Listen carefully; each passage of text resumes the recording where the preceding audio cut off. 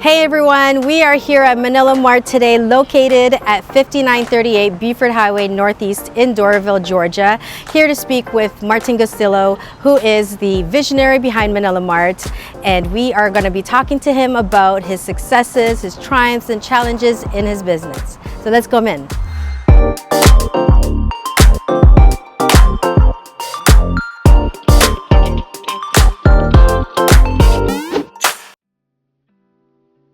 I was born in the Philippines. I came here when I was 8 years old and directly moved to New Jersey, and then moved to Philadelphia, went to school there at the university, and also moved to California, and then eventually moved here about 15 years ago to Georgia, which is my favorite state of all the places that I've been to. I remember in the Philippines we used to rent out magazines when we were little kids, had a little sari-sari store. And then, in high school, I started selling t-shirts. And then, eventually started several other businesses until I started this here in Georgia. Manila Mart has been around for a long time. In actuality, it started with my brother in 2004.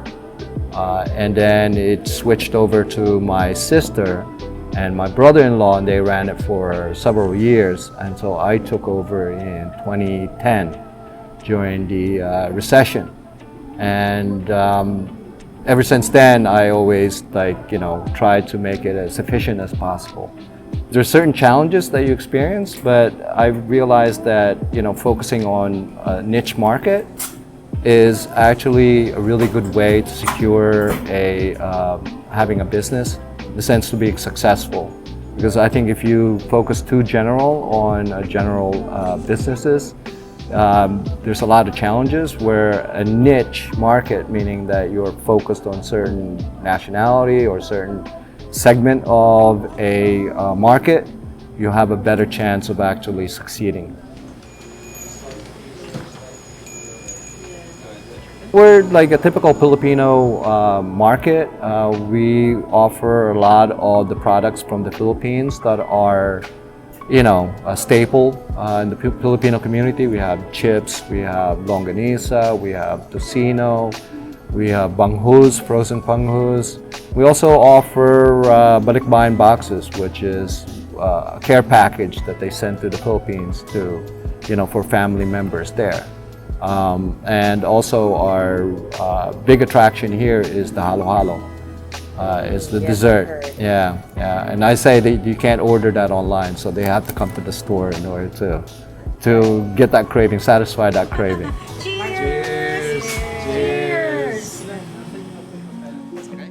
The biggest challenge to owning a business, especially if you're just starting out, it's like you don't know if you're going to be successful or not. This business is a retail, and the cycle of a business with retail, you start with the supplier, the farmers, the raw materials, then you move to the manufacturers is the next stage, and then the distributors are the next stage in that cycle, and then finally you're the retailer. So on the retailer end of it, to make sure that you're successful, at least, be friendly, be welcoming.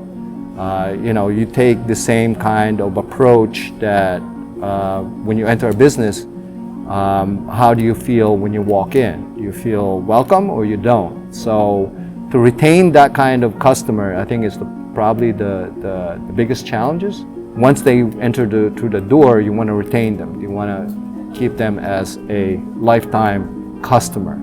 I think that, to sustain my clients is to have that extra service in the sense that we go beyond being friendly and so forth and so on, making sure that they're taken care of. Because we're competing with other larger businesses, and I don't think they can offer that. Because we're not so big, we're still fairly small. We make sure that even our reviews on Google, always say that we're friendly, the service is very good. So I think that's how we differentiate ourselves. We put in that personal touch. Hey, what's up, my brother? Long time no see, you too. Oh, yeah, I know. He's famous. How do are you, you? do you Yeah, want his no, you're the autograph? best. Yeah, no. Come on. Come on. The thing about businesses like this is always dynamic. It's like, again, we're in the front line. Several years ago, pre-COVID, there used to be a lot more of visiting outsourced jobs that were available to the Filipinos. They would come here and work here for a couple of years for the contract. And ever since COVID, that kind of has dwindled because they closed down the plant or they closed down the companies. They all went back to the Philippines. So it's always dynamic. It's always ever changing. At least on our front, we try to keep that service and the atmosphere that we bring to attract and keep those customers. The most rewarding part about running a business, I think, is that it's a different mindset. Being an entrepreneur or business owner, because it's like you're constantly learning. It's never ending. That to me is the most rewarding part of it because it never ends. Your education, your self-development, your self-improvement. There's always books, there's always an angle that you didn't see. There's always, you look at other businesses that are successful or have failed, you would always learn from them. So mentors you can learn from. Yeah, podcasts. Podcasts. There's so many resources nowadays. Oh, it's fantastic. I mean, like, it's at the tip of your finger. The biggest advice that I could give them is, I think, the fear of starting a business is quite daunting, because again, you don't know.